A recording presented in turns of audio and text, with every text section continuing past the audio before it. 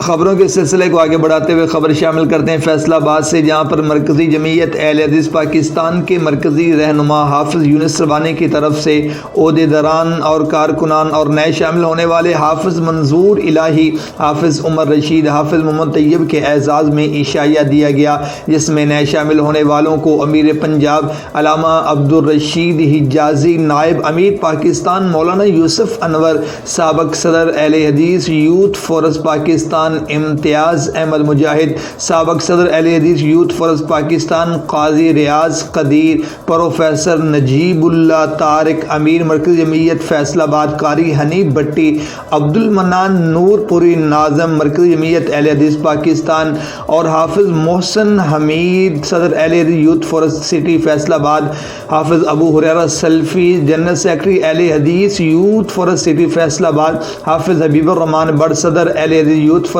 تحصیل فیصل آباد نے دی، اور آخر پر دعائے خیر کی گئی۔ عشائیہ کے شرکاء سے گفتگو کرتے ہوئے امیر پنجاب علامہ عبدالرشید حجازی نے کہا کہ مرکزی جمعیت اہل حدیث قرآن و سنت کی بالادستی کے لیے ہمہ وقت تیار ہے۔